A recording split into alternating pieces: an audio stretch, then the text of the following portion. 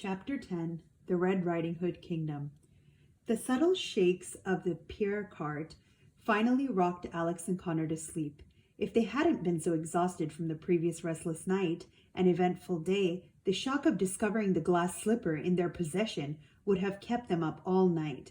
The next morning, they awoke just as the cart was arriving at the northern village it was destined for. The first thing Alex did when she awoke was to make sure the slipper was still in her tight grip, as it had been when she'd fallen asleep. She couldn't let go of it. She was afraid that if it wasn't in her hands at all times, it might disappear just as easily as it appeared. The mystery of how it had gotten into her bag was still the most prominent thing on their minds. "Do you think it was magic?" Connor asked Alex. "Maybe the slipper knew we needed it and transported itself into your bag."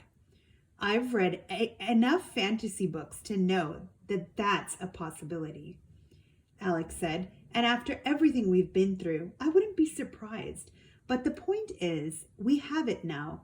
It's one less item we have to collect. So let's focus all our energy into getting a hold of Red Riding Hood's basket." She wrapped a blanket around the slipper for safekeeping and stored it in her bag. They didn't want any unwanted attention from carrying it around. "I hope Cinderella or Lambton don't send soldiers after us once they realize it's gone," Connor said.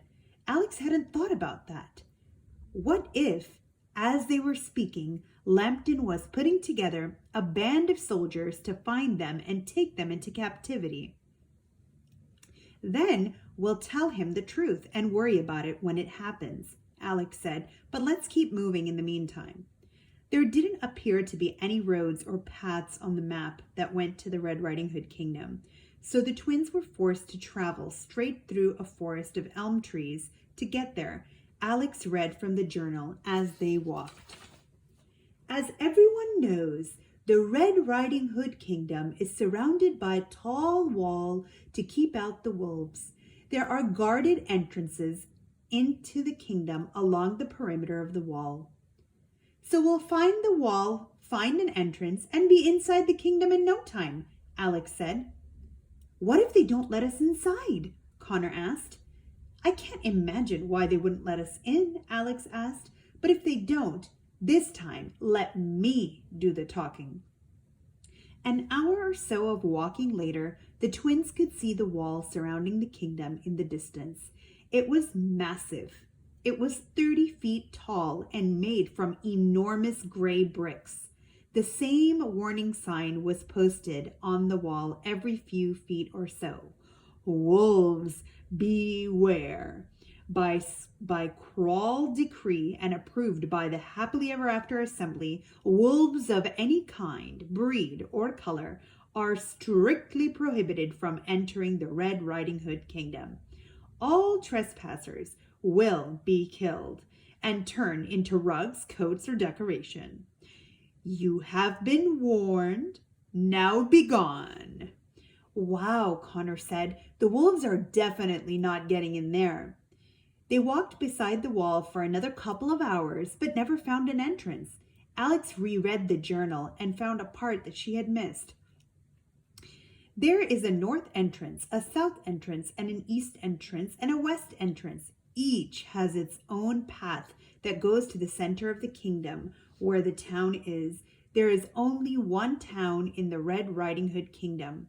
The rest is farmland." "Oh no," Alex said. "I misread the journal. Apparently there are only 4 entrances into the kingdom." "And how close are we to one of them?" Connor asked. Alex looked closely at the map and her eyes widened a bit.